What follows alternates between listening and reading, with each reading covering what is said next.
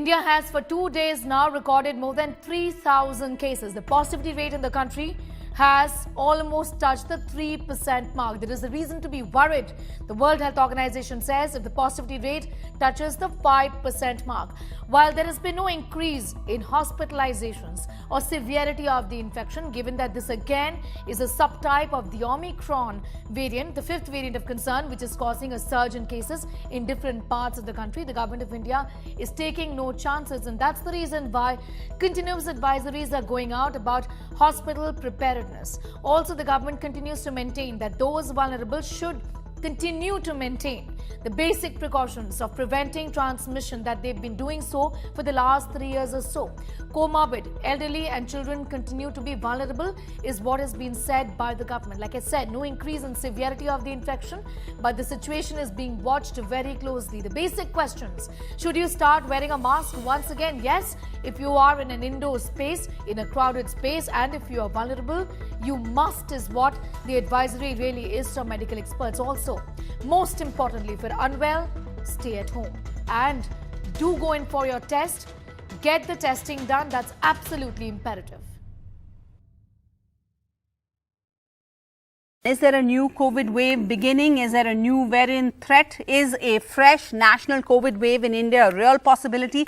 Let's examine this issue objectively with Dr. Randeep Guleria, former director of AIIMS, chairman of the Institute of Internal Medicine, Respiratory and Sleep Medicine, and director of the medical education at Medanta. Dr. Guleria, I feel like we're back. We've done 2 years of shows like this every Saturday night, and unfortunately here we are back asking you this question: do we now need to worry? You have the biggest ongoing COVID-19 wave in this, now these COVID cases coming out of China, now speculations about a wave in India, high-level meetings at the national level, state level, mock drills, some advisories based on speculation, one school shut down for a while.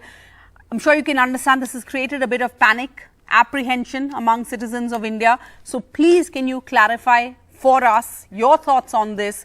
Should one be worried? What does one need to do?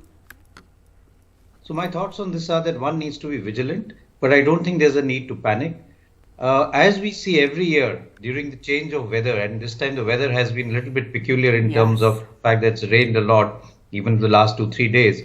There is going to be a surge of what we call respiratory viral infections. We saw a surge of influenza H3N2, and now we're also seeing a surge in COVID cases.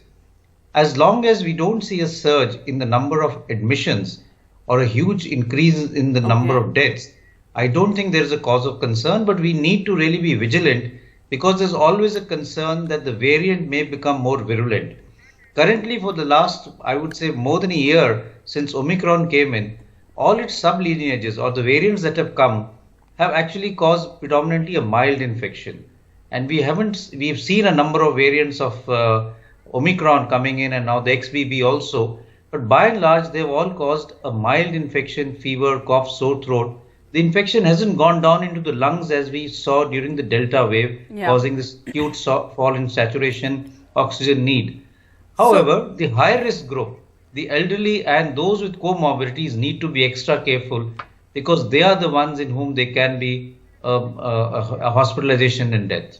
Okay, so you're saying unless we see more admissions into hospitals, one doesn't need to be so concerned. But when you said high-risk groups, you only mentioned the old and those with comorbidities. What about children?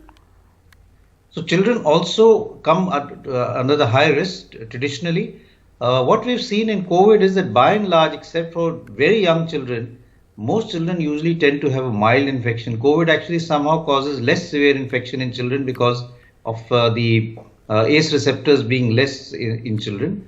However, I think the concern that I have is that if a child has infection and the child goes to school, then he can transmit the infection to other children, and they can carry it back to their families and give it to their elders. And that's how we may have increase in number of cases and more sick people. We've had many debates on whether school should be closed, because those kids are then going to the mall and still passing it on to other kids. So, but the other concern right now, Dr. Guleria, is the emergence of this XBB.1.16 subvariant, right? So this, what about, like, when we hear of all of these subvariants that keep coming up, the vaccines that we've all gotten, the currently used vaccines, do they protect us against the circulating subvariants and sublineages and new ones that can come up?